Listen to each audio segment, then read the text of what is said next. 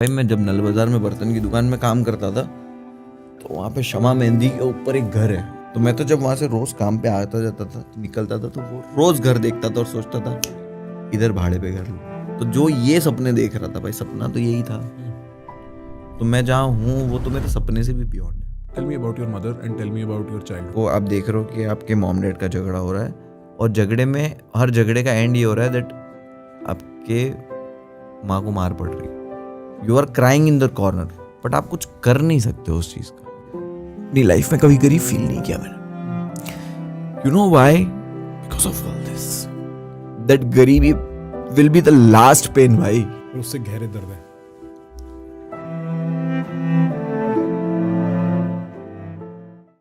तो ये जो रियलिटी शोज वगैरह रहते हैं इनमें कोई स्क्रिप्टिंग मतलब कुछ तो होता होगा, प्लॉट प्लूट जो पहले से ही इधर उधर।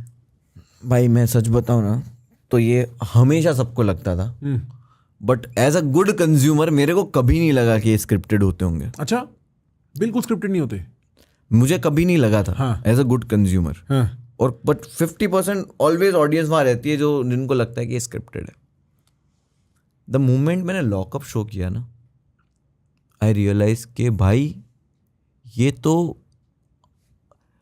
अनस्क्रिप्टेड का ऑपोजिट होता है अनस्क्रिप्टेड। ये अनस्क्रिप्टेड का भी बड़ा वर्जन है कि ये लोग जो तुमको अंदर डालते जो बोल के उसका ऑपोजिट करते। दे विल आस्क यू कि what you like to eat. वो पूछते हैं तुमको खाने में क्या पसंद है, तुमको कौन सी चीज़ों से प्रॉब्लम है, और आपके एकदम हमदर्द होके पूछते हैं कि कोई एलर्जीज है तुमको, कोई चीज़ों से डर लगता है, कुछ है, ये वो सब चीज़ें पूछेंगे। आपको लगेगा वो ये पूछ रहे कि कौन सा शैम्पू दिया जाए, ये वो।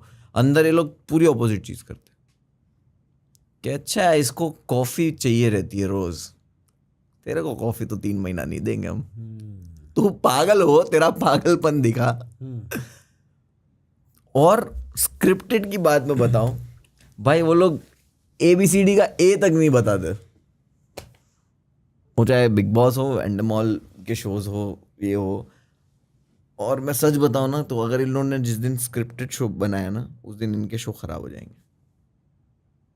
क्योंकि इतना ड्रामा आप क्रिएट नहीं कर सकते without, will not work. Scripted होगा तो खराब हो जाएगा।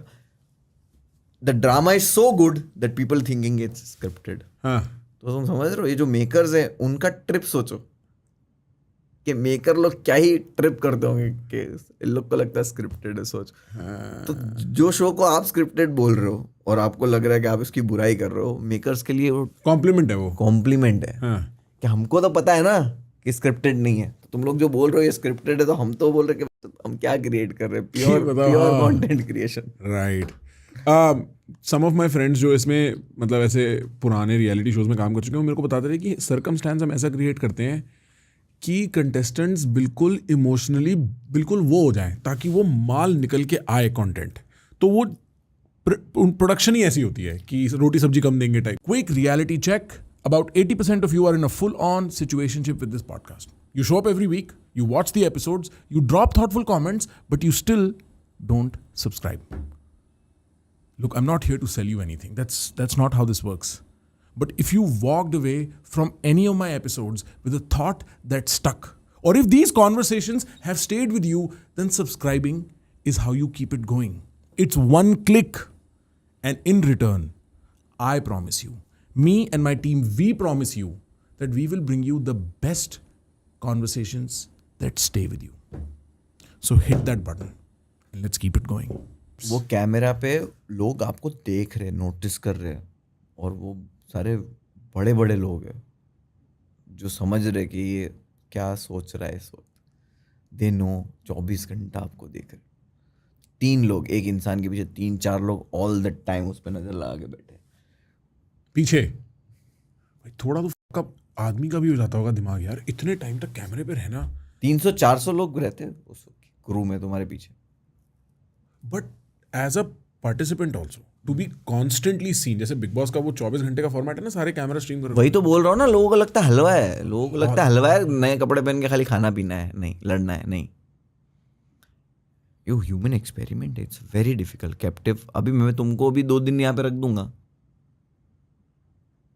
2 दिन 48 आवर्स, तुम यहाँ पे क्या करोगे सोचो। हाँ मैं समझ सकता हूँ। तुम्हारा फ़ोन ले लूँगा, तुम्हारा फ़ोन ले लिया, चलो तुमको खाना वाना आ जाएगा टाइम पे। तुम 48 आवर्स यहाँ पे क्या करोगे पता है? You can't imagine. या नहीं, मैं मान सकता हूँ। और उसका जो साइकोलॉजिकल कॉस्ट है ना, to be constantly in performance, क्योंकि एक तो ना भाई जैसे क्या होता है, कमरे का दरवाजा बंद हो जाता है, आदमी अपना हो जाता है, अब वो स्क्रोलिंग करेगा, उल्टा सीधा सो जाएगा खा पी के। आपके पास वो ऑप्शन नहीं है, आप कॉन्स्टेंटली आपको लोग देख रहे हैं, दिमाग भी फक कर देता होगा यार। आई कैन नॉट इमेजिन कि दिमाग कैसे मेंटली वो आपको करता है अफेक्ट, बहुत करता है। आने के बाद थेरेपी वेरेपी लेनी पड़ती है वहाँ से थेरेपी का डायरेक्ट है। पर और मेरे को पता है एक और चीज़ जो शक होता है कि आप किसी को कॉफ़ी चाय ना दो, पर सिगरेट पीने वाले को सिगरेट ज़रूर मिलनी चाहिए भाई दिन की। वो मिलती है, वो मिल जाती होगी, वो मिल जाती है। अच्छा, वो उसके साथ वो लोग नहीं खेलते। अच्छा, क्यों? फिर तो पागल हो जाएगा आदमी कैमरे पे, सिगरेट पीने वाले को सिगरेट नहीं मिली तो। हाँ, क्योंकि वो अब वो आने वाला है, उनको भी पता है ना कि अगर इनको ये भी नहीं देंगे जिनको आदत है तो वो आएगा ही नहीं। हाँ, वो आएगा ही नहीं, वो मना ही कर देगा, वो पार्टिसिपेट ही नहीं करेगा। सिगरेट पीने के लिए अच्छा सिस्टम रहता है। हाँ, that's what I always thought. और कोई चीज़ नहीं, मेरे को लगता नहीं शराब वराब आप दे और सकते हो। कॉफी में भी वो लोग मेकर्स कॉफी नहीं ले रहे, फिर कंटेस्टेंट में से कोई है जिसकी वजह से तुमको कॉफी नहीं मिली। समझ क्योंकि कम दी है। नो, दे क्रिएट दैट, वो उस हिसाब से वो क्रिएट करते हैं, फ्लिप रहते हैं। हाँ। वो क्रिएट करते हैं कि राशन में कॉफी आएगी, एक ही आएगी कॉफी, अब तुम्हारे को पूरा हफ्ता चलानी है, हाँ। बट तुम एक टास्क जीतोगे तो ये मिलेगा। तो समझ रहे हो, ये सब एंगल इसके थोड़े। I want to ask you a question, और इसमें मैं कोई एक्सपर्टीज की उम्मीद नहीं करता भाई। हम 30 साल के हैं और अभी तो हमने जीना शुरू किया है। ये बात और है कि हमारा जीवन सारा पब्लिक में है, तो एक अथॉरिटी एट्रीब्यूट हो जाती है, इसे पता होगा। मैं उस सेंस में नहीं कह रहा, मैं प्राइवेटली भाई टू भाई बात पूछ रहा हूँ। आपने डिवोर्स एक्सपीरियंस किया, you have a kid, knowing all of this, आज आप प्यार, मोहब्बत, लव को कैसे देखते हो? Do you think of true love as something real, या आपका विश्वास उठ गया? नहीं, मेरा वो ट्रस्ट आ गया the day I got married to the Mehzabeen, that it came to me again. क्योंकि आफ्टर बिग बॉस, समझो कि बिग बॉस जैसे ही ख़त्म हुआ, उसके फरवरी मार्च, वो आवाज़ आएगी उसकी। हाँ, फरवरी मार्च अप्रैल, ये 3-3.5 महीने के बाद I got married.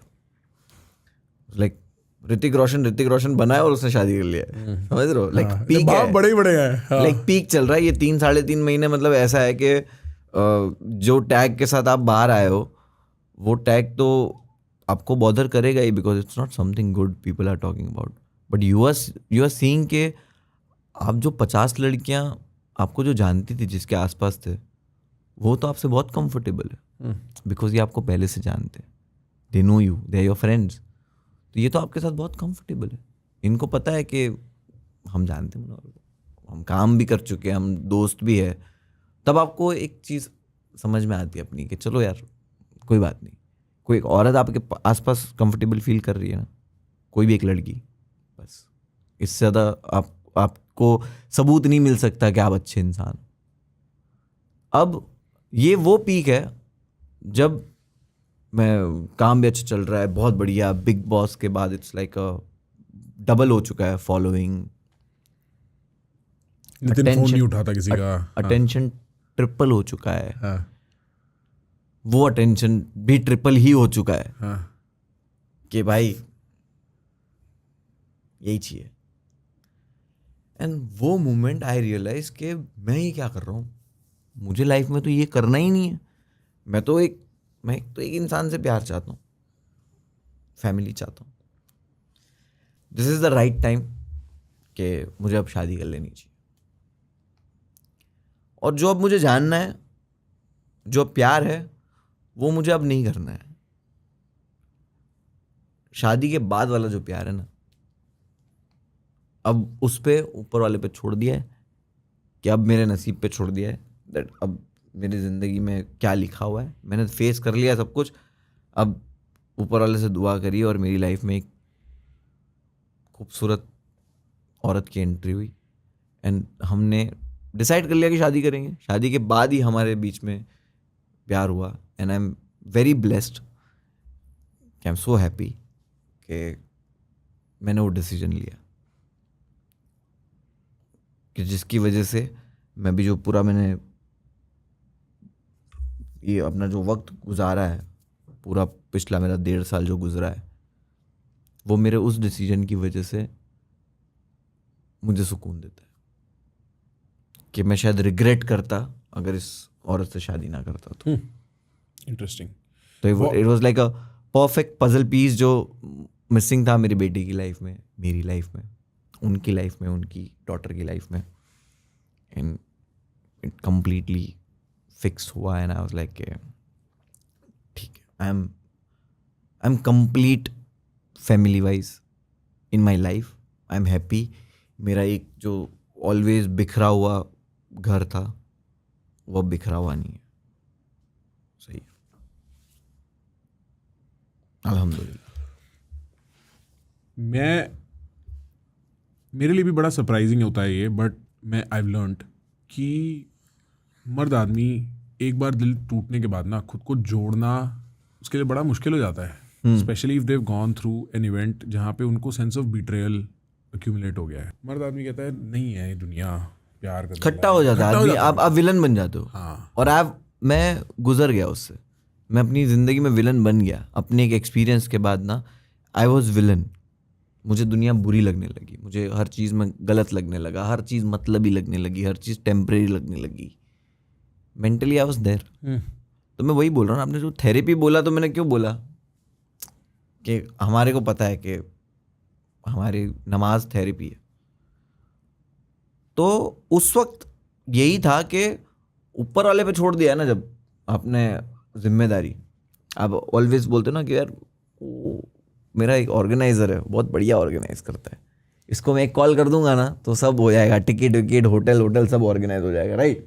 You trust someone कि जिसका रेटिंग 4.6 है. Zomato delivery 4.6. हाँ. तो यू ट्रस्ट देम कि ओ भाई 4.5 स्टार. अब पूरी दुनिया में वो कायनात में जितने तारे हैं स्टार, वो सारे स्टार बनाने वाले के पास जाओ तो उससे बढ़िया ऑर्गेनाइजर तो कोई है नहीं.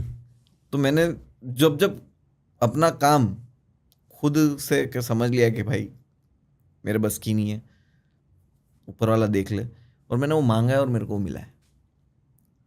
तो मेरे लिए वो थेरेपी भी वही थी. और मेरे लिए जब आपने बोला कि एक बार दिल टूट गया तो टूट गया, अब वो बहुत मुश्किल हो जाता है. तो मैं वो मुश्किल वक्त में जब मैंने वहाँ छोड़ दिया ना तो ऊपर वाले ने बोला कि नहीं, इट कैन बी फिक्स्ड. ये फिक्स हो सकता है. मेरे लिए बहुत आसान है, तेरे लिए मुश्किल है, बट मेरे लिए बहुत आसान है, तो मैं कर दूंगा. मेरी रिसर्च में एक क्लिप आई निकल के where I am not sure कौन से शो से थे, but you were talking about your mother. I think, and I don't know anything about your mother, but I think there is a very alive feminine part of you. आपके behaviour में ना एक female fluidity है which is very fluidity क्या होता है? मतलब यार there is a smoothness to your, जैसे I'll give you another example. Diljit पाजी को अगर आप कभी भी कैमरे या स्टेज पे देख लोगे ना, he is very fluid. वो वो फंसे नहीं हुए हैं उनके. ऐसा नहीं लगता कि वो अपने दिमाग के काबू में, ऐसा लगता है अपने शरीर के काबू में है वो. आप समझ रहे हो? वो that is a quality you have. और मेरा गैस ये है कि वो चाहे ना चाहे that is a direct link from you to your mother. Tell me about your mother and tell me about your childhood. भाई बहुत ही एवरेज चाइल्डहुड कहते हैं. हाँ. कि मैं जब होश संभाला है, जब मेरे को जो 4 साल के आप होते हो, 3-4 साल के, तब आपने होश संभाला है. और जो सारी गलत चीज़ें हो रही है वो इतनी रेगुलर हो रही है कि आपको वो गलत भी नहीं लग रही है, बिकॉज आप उसमें ग्रो हो रहे हो. क्या गलत चीज़ें? कि आप एज अ छोटे हो, आप देख रहे हो कि आपके मॉम डैड का झगड़ा हो रहा है, और झगड़े में हर झगड़े का एंड ये हो रहा है दैट आपके माँ को मार पड़ रही है, आपकी दादी भी फादर की साइड है, सभी फादर की साइड है, mom is alone, you are crying in the corner. आप छोटी एज में आप बस रो रहे हो, बट आप कुछ कर नहीं सकते उस चीज़ का. You can't change that. और आप वो कर नहीं पा रहे हो, और आप बस वो देखे जा रहे हो. और ये रेगुलर है कि कभी हफ्ते में 2 बार भी हो सकता है, कभी महीने में 2 बार भी हो सकता है, कभी 4 दिन कंटिन्यू भी हो सकता है. तो ये देख रहा हूँ, साथ साथ में ये देख रहा हूँ दैट एवरी डे 30 रुपीज़ मिल रहा है जिसके अंदर घर चलाना है माँ को. 30 रुपीज़ में से सुबह 6-7 रुपये का तो दूध आ रहा है. मैं खुद ही दूध पतीली लेके बाहर खड़े रह रहा हूँ, वो आता है, बुलेट से दूध डाल के जाता है, तो रोज़ 6-7 रुपये का तो दूध आ जाता है। और 30 रुपये में अब वो सालन आएगा, तरकारी आएगी, सब्जी आएगी, गोश्त आएगा, दालें आएंगी, वो सब, चावल, आटा। हम लोग का रेस्टोरेंट चलता था तो आटा घर पे होता था, तो आटा नहीं आएगा। तो उसके अलावा की सारी चीज़ें 30 रुपये में मैनेज करनी पड़ती थी मेरी मम्मी को, और वो पॉसिबल ही नहीं था। तो what she used to do is other, वो जो तोरण बनाना होता है, वो ऐसे काम ले लेके आते थे, बीड्स बनाना, कोई कपड़े में एम्ब्रॉयडरी करना। तो it was like all the time वो काम करते थे। मतलब मैंने बचपन से उनके रहने तक मैंने उनको काम करते हुए देखा है कि घर का काम भी कर रहे हो, रेस्टोरेंट का भी काम कर रहे हैं, और साथ साथ में इनका जो फ्री टाइम है, जो एक्चुअल एक औरत की ज़िंदगी का फ्री टाइम उस खुद के लिए होना चाहिए, वो टाइम में शी इज़ डूइंग तोरण एंड ऑल, जिसका वो इतना बड़ा तोरण का 2.5 रुपया मिलता है, इतने छोटे छोटे मोती सुई से आपको पिरोने हैं। लाइक मुझे भी आता था तोरण बनाना। अभी आप मेरे को मोती सुई धागा दोगे तो मैं तो आपको तोरण बना के दूंगा। तो हम लोग भी छोटे छोटे थे, तो हम लोग भी साइड साइड में बनाते थे। इतना बना के बोर हो जाते थे, खेलने चले जाते थे। इतना बना के मज़ा नहीं आ रहा, बट माँ बनाया जा रही है 4-4 5-5 तोरण रोज़। तो वो औरत वैसी, प्लस शी इज़ एवरीवेयर। किसी को कोई भी ज़रूरत है, बाजू में हम लोग के यहाँ पे शादी है, वो जामनगर बारात जा रही है, पूरा घर गया है। अब बारात जब आएगी, अब यहाँ थोड़ी ना कि दिल्ली दरबार को कॉल कर दिया है कि बारात जब आएगी तो खाना रेडी होगा, गांव है ना। तो बारात जब आएगी तो गांव में कौन है जो बारात जब लड़की लेके आएगी तो घर पे खाना रात में बनाए? कोई केटरिंग वेटरिंग नहीं होती है। तो सभी औरतें गई, तो मेरी मॉम बोलती थी कि 1-2 औरतें रुकती थी, तो मेरी मॉम बोलती थी आप भी जाओ, आपके भाई की शादी है, आपके देवर की शादी है, आप भी जाओ, मैं तुम लोग जब बारात से रिटर्न आओगी तो मैं खाना बना दूंगी। तो 200-200 लोग, 250-250 लोग का खाना, ऐसी थैंक यू भी नहीं आता था। अपने यहाँ तो थैंक यू है कि at least don't give me money but appreciate. लड़ा कुछ नहीं, गांव में ये नहीं है। गांव में थैंक यू, गांव में थैंक यू नहीं है भाई। तो वो कैसी औरत होगी, कितनी सेल्फलेस औरत होगी कि जिसको थैंक यू भी नहीं मिलता ये सब करने के बावजूद, बट शी डोंट केयर। उसे चाहिए भी नहीं था थैंक यू, उसे थैंक यू चाहिए था घर वालों से, उसे थैंक यू हस्बैंड से चाहिए था, जो मिला ही नहीं ऑल हर लाइफ। और हम लोग इतने छोटे थे ना कि साला हम कुछ कर नहीं पाए। बहनें थोड़ी बड़ी थी मेरे से, 2-2 साल का गैप है हम 3 बहनों में। वो थोड़ी बड़ी थी, वो लोग समझते भी होंगे और शायद उनका कॉन्वर्जेशन होता भी होगा मॉम से या कुछ। आई वॉज वेरी स्मॉल, तो बहुत छोटा था कुछ समझने को, समझाने को। और आप कोई शायरी सुन के रिलेट करते हो और खुश हो जाते हो। आप इसलिए नहीं होते हो कि क्या शायरी थी, आप इसलिए होते हो कि अरे ये तो मेरे दिल की बात बोल दी इसने। तो शायर के पास वर्ड है, अब मैं शायर ही नहीं हूँ, मेरे पास वर्ड है ही नहीं कि मैं बयां कर सकूँ कि मैं क्या फील कर रहा हूँ, मैं बोल सकूँ कि ये गलत हो रहा है, मैं बोल सकूँ। मेरे पास तो वर्ड ही नहीं है। मैं छोटा हूँ, मुझे नहीं आता, मैं बस खाली उस चीज़ को बर्दाश्त कर रहा हूँ, मैं घुट रहा हूँ, वो चीज़ मुझे परेशान कर रही है, और वापस सुबह मेरे को स्कूल जाना पड़ रहा है, दोपहर में आके होटल पे, रेस्टोरेंट पे बैठना पड़ रहा है। तो मेरी तो ज़िंदगी अपनी, मेरा अलग डिस्ट्रैक्शन है कि दोपहर में क्रिकेट खेलूँगा, शाम में ये करूँगा, रात में ये करूँगा। और आपको लगने लगे कि this is part of life, कि आपके घर में ये जो हो रहा है इट्स पार्ट ऑफ लाइफ। आसपास भी घरों में मोस्टली हो ही रहा है ये।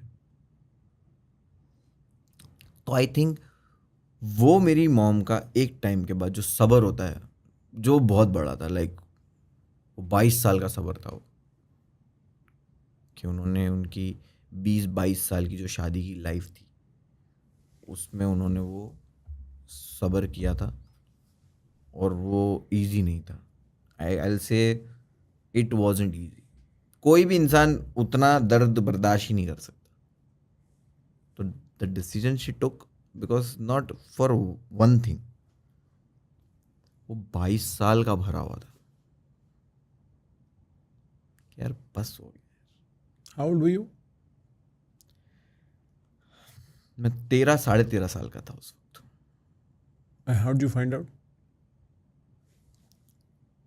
मैं नींद में ही था. I mean there was one time जब हम लोग के ऐसे 2 फ्लोर के घर है, तो ऊपर वाला जो टेरेस वाला कमरा है उसमें हम लोग रहते थे. बट उस रात मैं अपनी दादी के पास सोया था. That was the only night I slept with my दादी, बिकॉज हम लोग का मुहर्रम का सब प्रिपरेशन लड़के लोग का होता है ना, शरबत बनाने का, ये बनाने का, वो सब चल रहा था उस वक्त. तो मैं थोड़ा लेट आया घर पे. लेट मतलब 11:30-12 बजे, और मैं नीचे ही सो गया. और सुबह 7 बजे मुझे पता चला दैट उठ जल्दी, तेरी माँ को हॉस्पिटल लेके गए. मैं नींद में हूँ, मैं चप्पल वप्पल भी नहीं पहना, मैं बस भागते हुए हॉस्पिटल पहुँचा. हम लोग का एक ही हॉस्पिटल है, सिविल हॉस्पिटल है, और वो 7-8 मिनट भाग के पहुँच जाता. तो मैं वहाँ पहुँचा एंड आई वाज लाइक क्या चल रहा है. अब ये 7-7:30 बजे की सुबह की बात है, एंड 1-1.5 घंटे बाद पता चल रहा है कि ओके उन्होंने एक पी लिया. बट बता नहीं रहे थे डॉक्टर को. बड़े पापा बड़ी अम्मी लोग थोड़े डरे हुए थे कि बोलना चाहिए नहीं बोलना चाहिए. तो दिवाले के पेट में दुख रहा है बस लाइक. एंड मुझे जैसे ही पता चला, आधे घंटे तक तो मैं सोच रहा था कि क्यों बता नहीं रहे लोग. एंड लेकिन मत बोलना, तेरे डैड को प्रॉब्लम हो सकता है. ये डैड का प्रॉब्लम हो सकता है, मैं समझ नहीं पा रहा हूँ उस वक्त. बट एक मोमेंट के बाद मैं नर्स के पास गया, और वो नर्स हमारी रिश्तेदार, दूर की रिश्तेदार, पहचान वाली मॉम की साइड की. And I told her that उन्होंने पी लिया. एंड वो तो मतलब वो नर्स उस मोमेंट बोले कि अरे, उन्होंने पूरी ट्रीटमेंट उसी वक्त उनको जहाँ पे हॉस्पिटलाइज जो बेड पे कर दिया था, वो बेड से हटा के डायरेक्ट इमरजेंसी में वापस लेके आए. चेंज किया उन्होंने कि अरे ये तो it's a different condition. But मैं जिम्मेदार आज भी किसी को नहीं मानता, क्योंकि ऊपर वाले के हाथ में होता ना तो ऊपर वाला बचा लेता. मतलब ऊपर वाला चाहता तो, हाथ में तो ऊपर वाले के. शायद इसी तरीके से उनका जाना लिखा होगा. और वो 1:30-2 बजे का टाइम था. आई रिमेम्बर कि डॉक्टर भी बोल नहीं रहे थे. डॉक्टर भी लाइक बिहेविंग वेरी नॉर्मल. हमको लगता है कि यार डॉक्टर तो नॉर्मल है, हम लोग ने पिक्चर में देखा है बहुत अलग माहौल होता है. ये डॉक्टर तो बहुत चिल है. अब अपने को नहीं पता कि यार ये तो पूरी जिंदगी डॉक्टर ये सब देखता है, तो डॉक्टर तो ऐसे चिल बिहेव करेगा. तो अपने को तो पिक्चरों का ऐसा लगा था. पहली बार इस कंडीशन में, सिचुएशन में मैं आया, तो मुझे तो ये लग रहा था कि पैनिक होते ये लोग, सब चल रहा होता हड़बड़ी. Maybe civil hospital, private hospital होता तो हमेशा ख्याल आता है. मैं जब भी प्राइवेट हॉस्पिटल जाता हूँ, कभी भी, आज भी, बच्चे के लिए, बहन के लिए, अपने लिए, किसी के लिए भी, या किसी को देखने, मैं प्राइवेट हॉस्पिटल में the moment I enter, I see the facilities, I see people who has money, जिसके पास पैसा है और उनको बढ़िया से बढ़िया ट्रीटमेंट मिलती है. आई फील कि यार प्राइवेट हॉस्पिटल उस दिन गए होते तो सिविल क्यों गए, प्राइवेट हॉस्पिटल गए होते तो. ऐसा भी नहीं था कि कहीं से कर्जा लेके पैसा नहीं भर सकते थे, कुछ भी कर ही लेते, जान बच जाए तो. सिविल हॉस्पिटल क्यों, 50 बेड लगे हुए उधर क्यों, नहीं समझ रहा. बट आज भी ऐसा दिल कभी कभी चला जाता है कि यार ये नहीं होता तो ये होता, ये नहीं होता तो ये होता. बट फिर एंड में वहीं आ जाते कि नहीं, अब वो ऊपर वाले ने लिखा था तो उसको कोई नहीं रोक सकता. बट जब ये हुआ होगा तब नाराज़गी तो आई होगी भाई मन में. बहुत. किससे नाराज़ थे, पापा से कि मम्मी से? सबसे, डैड की पूरी फैमिली से. मम्मी से नाराज़ नहीं थे कि चली गई मेरे को छोड़ के? वहाँ दुख था, याद थी. कितने टाइम रही नाराज़गी? मुझे लगता है कि मैं रोया भी छुप के हूँ उस वक्त. इतना कॉन्स्टेंट नहीं सबके सामने. हम लोग का वो जो टेरेस वाला घर था, ऊपर जाके रोना आ रहा है तो उधर चले आ रहा हूँ. बिकॉज ऐसा लगता था कि यार साला, ऐसा सब बोलते थे वो लोग थोड़ा मेरे को ऐसा बच्चा रहता तो वो रहता है ना कि इसको थोड़ा हल्के में रखो. नहीं, इसको थोड़ा चने के झाड़ पे चढ़ा के रखो काइंड ऑफ, कि इसको ये बोलो कि तू देख अब घर का बड़ा है, तेरी बहनों का 3 बहनें हैं, अगर तू रोएगा तो सब कमज़ोर हो जाएंगे तुझे देख के। तो आप जब ये सुनते हो ना तो आपको लगता है कि हाँ यार सही कह रहे, तो ओके मैं नहीं रो सकता, ओके ए रो मत, चलो दुआ करो। तो वो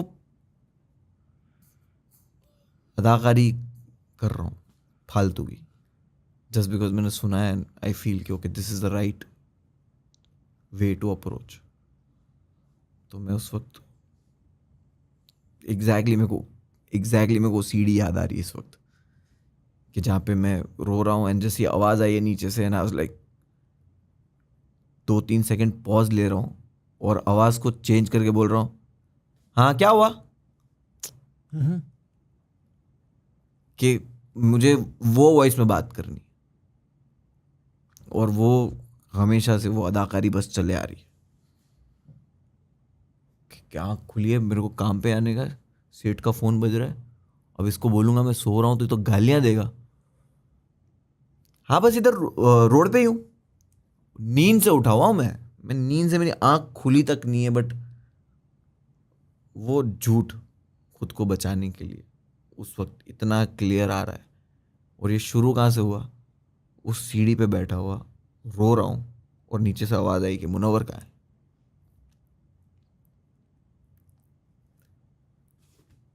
तो क्या अभी तुम्हारे पास टास्क कोई दे दिया तुम्हारे को, तुम्हारी ज़िंदगी में कुछ गुजर रहे हो और तुमको कोई दे दे के भाई प्रखर ये 4-5 चीज़ें कंप्लीट कर दे, तो मेरे को तो तुमने टास्क दे दिया, घर का बड़ा बना दिया, रोना नहीं है, सबको अच्छे से हैंडल करना है, तुमने तो मेरे को फील भी नहीं करने दिया। मेरे को दूसरे दिन सुबह की बात है, तुमने मेरे को तो वो ग्रीफ भी फील नहीं करने दिया।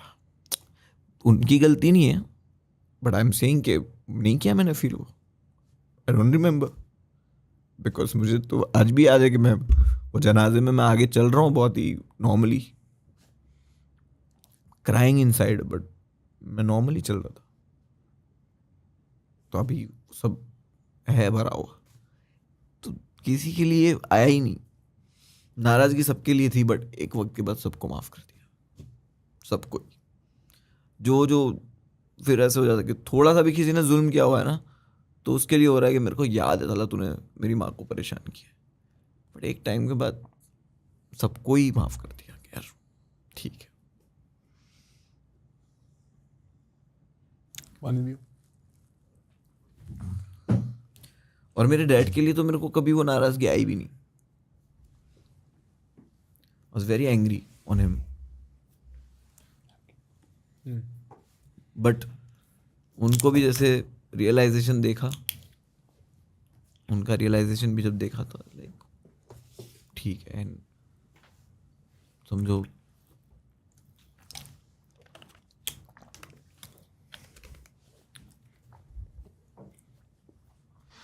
मॉम को 2 साल ही हुए थे एंड डैड को पैरालाइज हो गया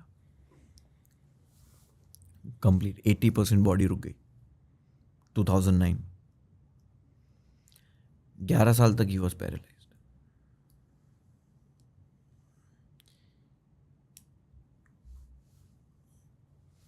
अब आपको लगता है एक विलन, बट वो आपका बाप है, एंड यू रियलाइज कि यार ये इसको तो मिल गया, जो अगर गलत उसने किया है किसी के साथ, इसका भी तो नुकसान ही हो गया। अब इस इंसान से मैं क्या नफरत करूं, क्योंकि इसका भी तो मेरे अलावा कोई नहीं है। तो आप वो बता ही नहीं पाए। अब इसने आपको क्या बना दिया, आपको इतना फॉरगिविंग बना दिया लाइफ में, अब आपको कोई कुछ भी करके आता है फर्क ही नहीं पड़ता। क्या आप हर चीज को लेट गो कर देते हो? आपकी लेट गो नेचर ने वो बचपन से जो बिल्ड होता गया, क्या आपने इतनी बड़ी चीज लेट गो कर दी, अब आप वो बन चुके हो कि आप बड़ी से बड़ी चीज लेट गो कर देते हो और उसमें आप घुटते हो।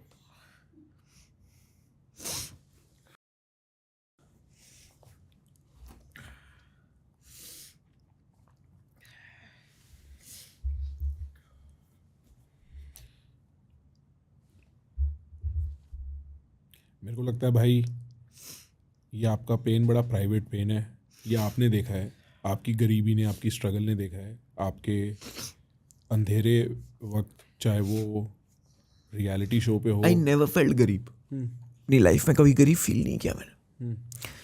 You know why? Because of all this,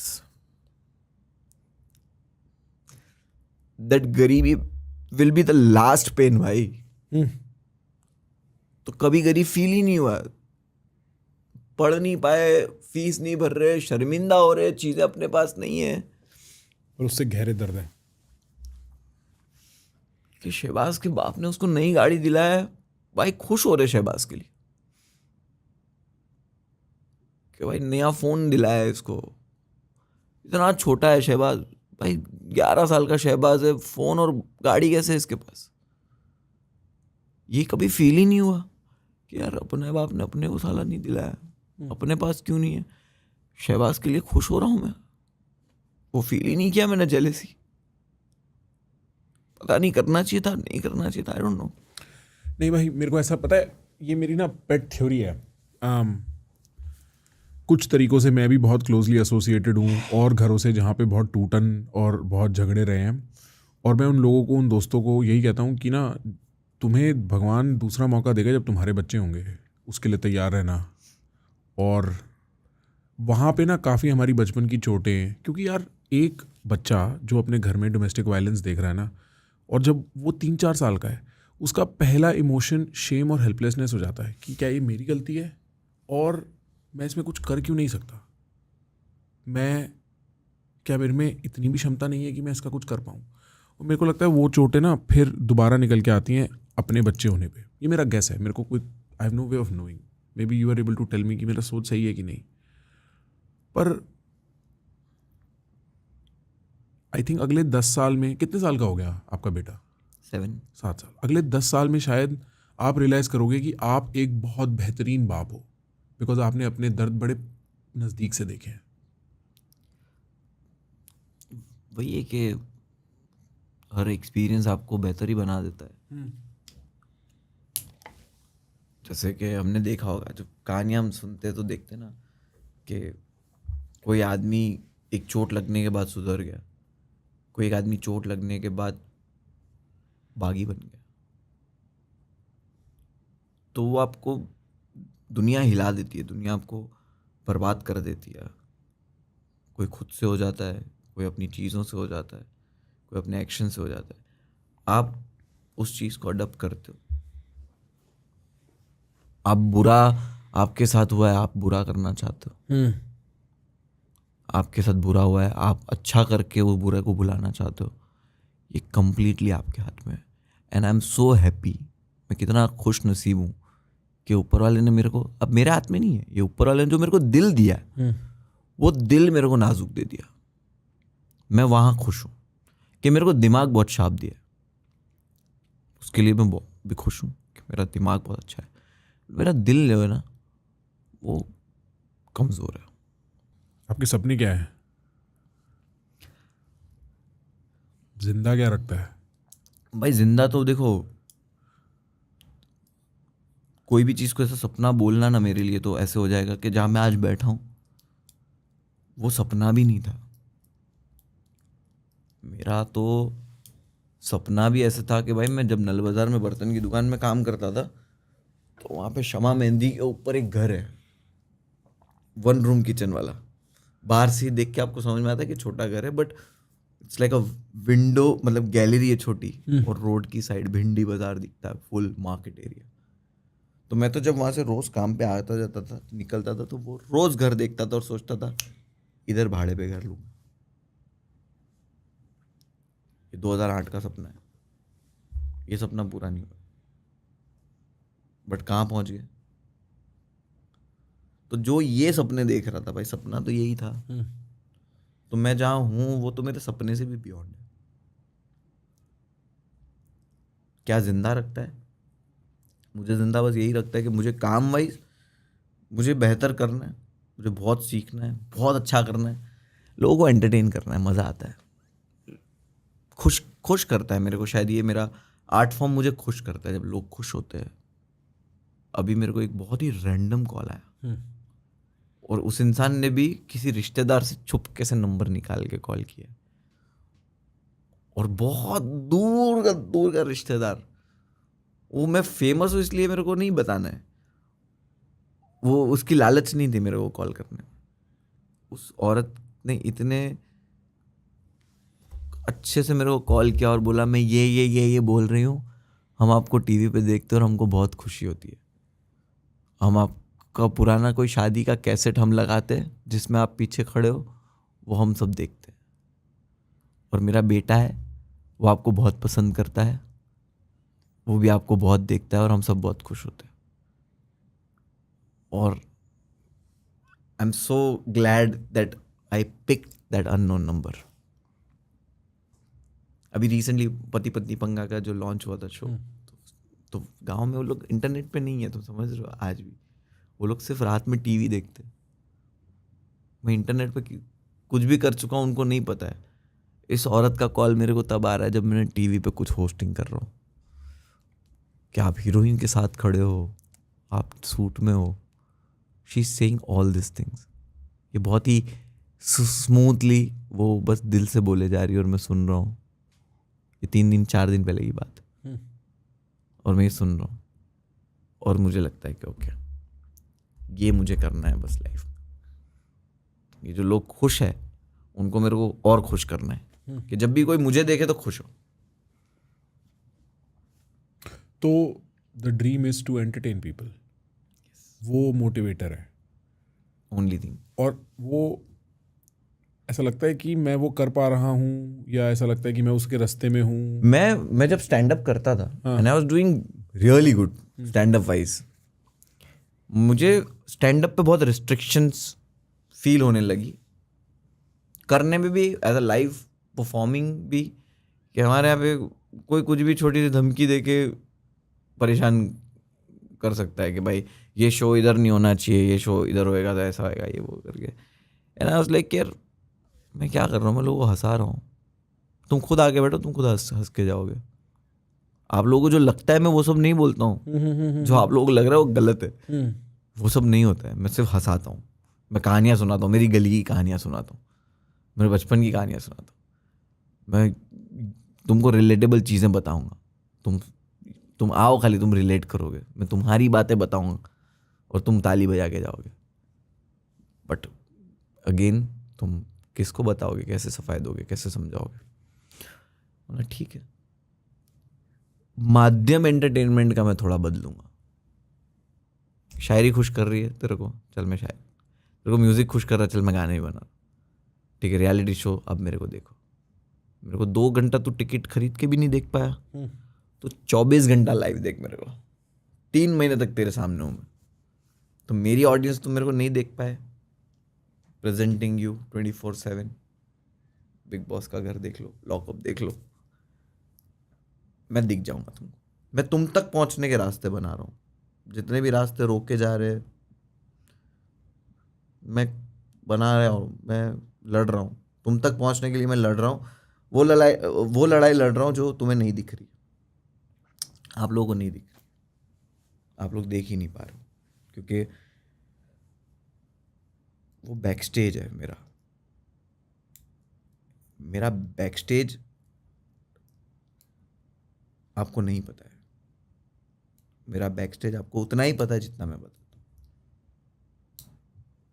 आज यहाँ पे दिल खोल के बात, पता नहीं, शायद मैं यहाँ से कार में जाऊं और मैं सोचूं कि यार ये नहीं बोलना चाहिए था, ज़्यादा बोल दिया, ये बात नहीं करनी चाहिए थी, इसको कैसे लिया जाएगा, इससे नेगेटिव आएगा, इससे पॉजिटिव इम्पैक्ट आएगा, इससे और किसी का और वापस ईगो हर्ट हो जाएगा। समझ रहे हो? ये आएगा, आता है। हमारे ऐसे लोग प्रोग्राम्ड रहते हैं, आप खास प्रोग्राम्ड रहोगे। लेकिन अभी तुम्हारे को पता है, मेरे जो PR वाले अगर कोई होते ना, तो ये अभी हो ही नहीं रहा होता इतना, ये कॉन्वर्जेशन। मैंने इसीलिए सेटल इन करवाया था, जितने भी थे 1-2 लोग, ये कॉन्वर्जेशन होता ही नहीं, मेरी टीम वाले। बट मैं ये सच हूँ भाई, ये मेरा सच है, ये मेरा दिल है। मेरा दिमाग कार में बोलेगा मेरे को कि मुनौर ये नहीं बोलना चाहिए था, ये क्यों बताया, छोड़ना क्या है, मेरा दिमाग जाएगा उधर, बट मेरा दिल ने जो बोल दिया वो बोल दिया। और मैं क्या हूँ भाई, मैं कुछ भी नहीं हूँ। मेरी बोलते ना, क्या तुम्हारी विसाख क्या है, तुम कुछ भी नहीं हो। तुम कहीं समंदर के सामने जब खड़े हो जाओ तो तुम्हारे को पता चलता है क्या कुछ नहीं है। तो मुझे ना पहाड़ और समंदर की जरूरत नहीं पड़ती ये जानने के लिए कि मैं कुछ नहीं हूं। मैं खुद ही समझता हूं कि मैं कुछ भी नहीं हूं। जो मुझे नहीं पसंद करते होंगे, मैं भाई मेरा मेरा अगर 65 किलो वजन है, मैं 75 किलो वजन वाले के सामने कुछ नहीं हूं। सही बात। तुम्हारी मेरे से अगर आधा फुट और 1 फुट हाइट बड़ी है तो मैं तुम्हारे सामने कुछ नहीं हूं। तो मैं तो खुद को कुछ मानता ही नहीं। मैं जो हूं, जहां हूं, वो मेरी किस्मत, मेरे काम की वजह से हूं। और वो दोनों ही चीज मेरे से कोई नहीं छीन सकता। मेरा काम और मेरी किस्मत तुम छीन ही नहीं सकते हो, क्योंकि वो दोनों एक साथ चलती है। मेरी किस्मत में जो काम लिखा है ना, वो मेरे को मिलेगा, और मेरा काम की वजह से जो मेरी किस्मत में मेरे साथ होगा ना, वो भी लिखा है। तो ये दोनों चीजें कोई बदल नहीं सकता, इसलिए मेरे को किसी से कुछ फर्क नहीं पड़ता। किसी के कुछ कहने से, किसी का कुछ मेरे छीन लेने से, कोई तोहमत से मेरे को कोई फर्क नहीं पड़ता, कोई तारीफ से मेरे को कुछ फर्क नहीं पड़ता। मेरा एक सिंपल चीज़ है कि मैं जो कुछ हूँ अपनी ज़बान की वजह से हूँ। अच्छा बोल के भी अपनी ज़बान की वजह से हूँ, बुरा बोल के भी अपनी ज़बान की वजह से हूँ। तो मैं यहाँ से जाने के बाद कार में अपनी ज़बान से बोली गई किसी चीज़ की डिसएग्रीमेंट नहीं करूँगा, क्योंकि मेरे घर पे अभी जो खाना बनने वाला है, मेरे को ऊपर वाला जो दे रहा है, वो मेरी ज़बान की वजह से दे रहा है। तो जो बोल दिया प्रखर भाई, वो बोल दिया है, जो होएगा देखा जाएगा।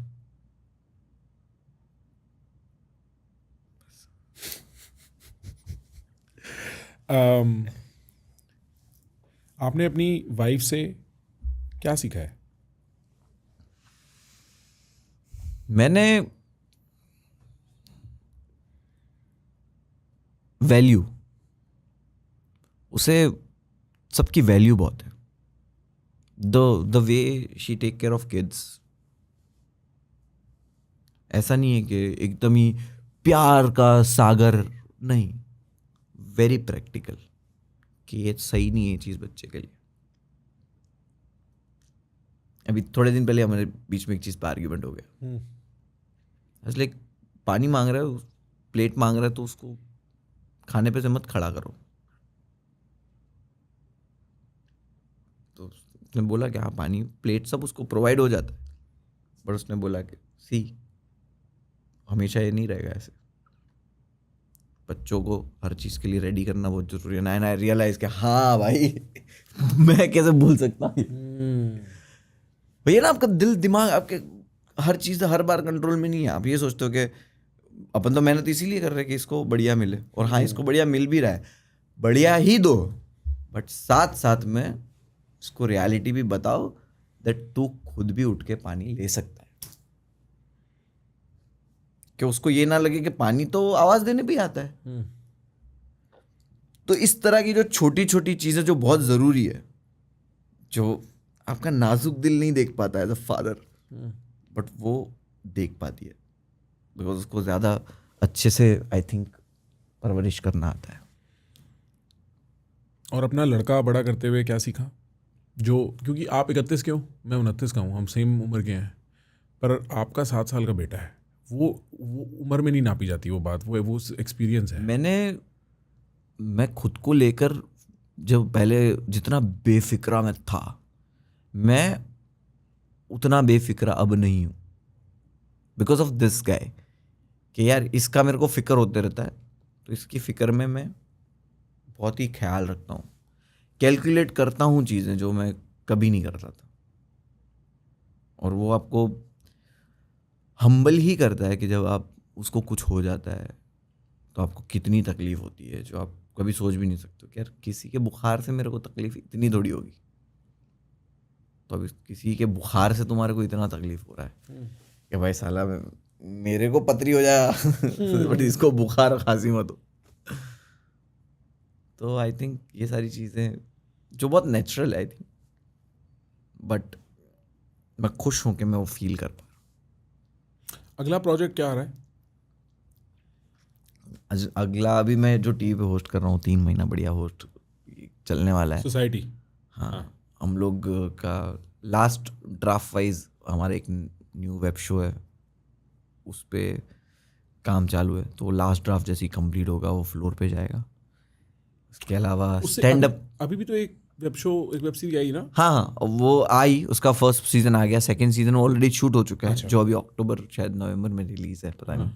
Good, nice. बट उसके बाद एक फ्लोर पे जा रहे हैं एक नए वेब सीरीज के साथ। ओके। और एक फिल्म भी है। एक फिल्म भी है। तो फिल्म और वेब सीरीज दोनों ही आसपास फ्लोर पे जाएगी, और बीच बीच में स्टैंड अप है।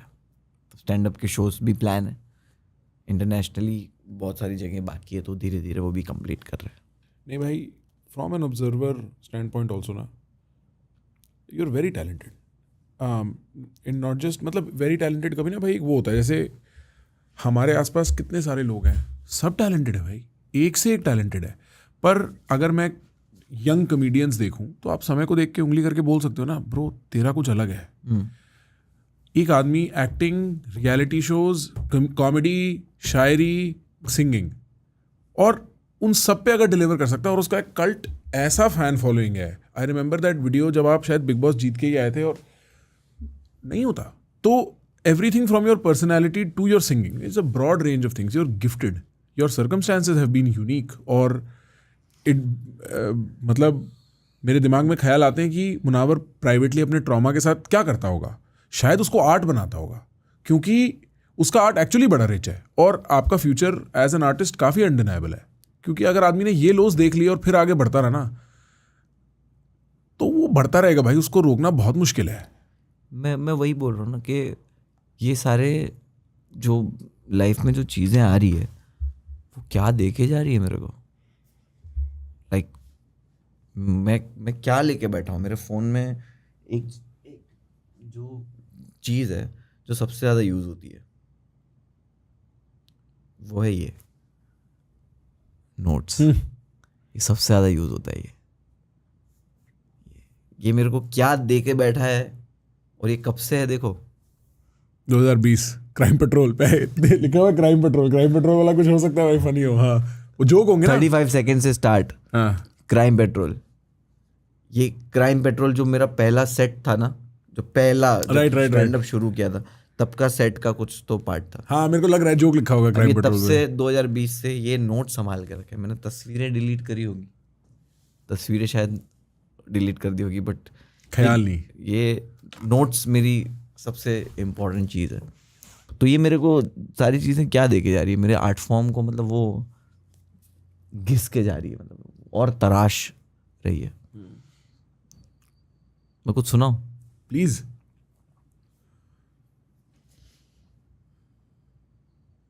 मैं जब भी काम किया ना, मतलब आई थिंक हर मर्द रिलेट कर पाएगा शायद इससे। और ये बोल रहा मैं अपनी बात हूँ कि मैं अपनों के लिए अपनों से दूर चंद पैसे कमाने पहुंचा हूं। मशरूफ समझो या जिम्मेदारी है मर्द, मैं हर रात घर थोड़ी देर से पहुंचा हूं। क्या भूख में नींद आ जाती है तुम सबको? मैं देख के कई सवाल इस सवाल तक पहुंचा हूं कि मेरे अपने भी मुझे खुशी में शामिल नहीं करते, जिनके दुख में मैं सबसे पहले पहुंचा हूं। और मेरे इस सवाल को तो ठुकराना मत, मैं कई दिल तोड़कर तेरे दरवाजे तक पहुंचा हूं। ये करते हैं सलाम मेरी समझदारी को, ये जानते नहीं कि करके नादानियां मैं यहां तक पहुंचा हूं। कि तेरी माँ ने कितना मशहूर बना दिया माँ, कि तेरी दुआओं ने कितना मशहूर बना दिया है माँ,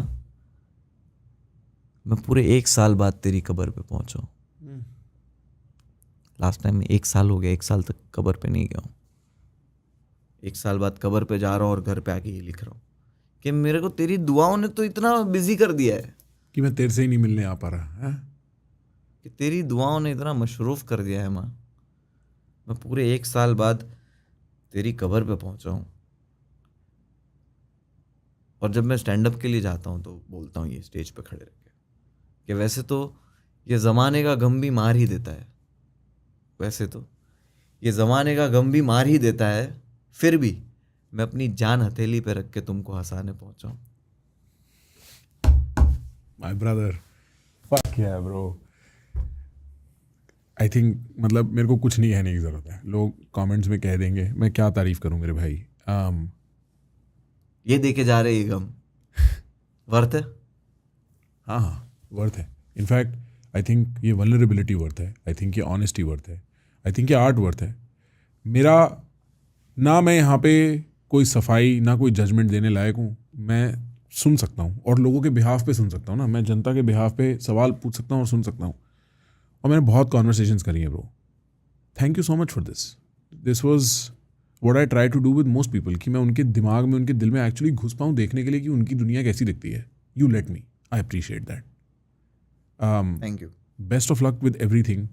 I hope to see you from the sides do as well as you will do, bro. And wow, fantastic. Just that. शुक्रिया, ये सवालों के लिए शुक्रिया। I hope, मतलब मेरे को तो पता नहीं मैं क्या बोलूँ, मैं शायद लायक नहीं हूँ। नहीं, आई एम हैप्पी अनप्रिपेयर आना और एक कॉन्वर्जेशन करना। आई थिंक 2-2.5 साल के बाद मैं पॉडकास्ट कर रहा हूँ, तो I hope it was worth it, भाई। नहीं ऑफ कोर्स वो वर्थ है कि नहीं, मैं बोल रहा हूँ ना कि वो बाद में देख लेंगे। बाद में जब ऑडियंस देखे, ऑडियंस को क्या लगता है, उनको क्या लेना है, मैं वही बोल रहा हूँ ना कि वो बच्चे ने क्या लिया, वो बच्चे के लिए जो रेगुलर चीज़ जो घर में रोज़ देखता था उसने वो लिया क्या। सही कह रहे हो। आपने कुछ भी सुना, आपने कुछ भी देखा, उससे अच्छा पिक किया गया। मैं हमेशा कहता हूँ, ये बहुत बार कहता हूँ, हज़रत अली कहते थे कि किसी चीज़ में कमी निकालना, कोई इंसान, वो उस मक्खी की मिसाल है जो पूरे खूबसूरत जिस्म को छोड़कर जख्म पे बैठती है। मक्खी गंदी जगह पे ही बैठेगी। तो आप जब आपको पूरा एक खूबसूरत जिस्म नागवारा हो और एक जख्म गंदी जगह जो पीप है वो अगर आप बैठना चूज करते हो ना, तो आप सिर्फ वो मक्खी हो मेरे लिए। और मक्खी को उड़ा दिया जाए, मार दिया जाए, मेरा दिमाग मार देगा, मेरा दिल उड़ा देगा। तो मेरे लिए तो तुम मक्खी हो, तुम बिना सकते हो, मेरे जख्म पे बैठ सकते हो। ठीक है, बैठो, मजे लो, हाथ साफ करके जाओ, बट उससे फ़र्क कुछ नहीं पड़ता है। तो मैं अगर चाहता हूँ कि हर इंसान ऐसा सोचे, मुझे खुद को सोचना बहुत ज़रूरी है। तो दिस इज़ मी, कि मैं खूबसूरत जिस्म देखूंगा इंसान का, उसका जख्म नहीं।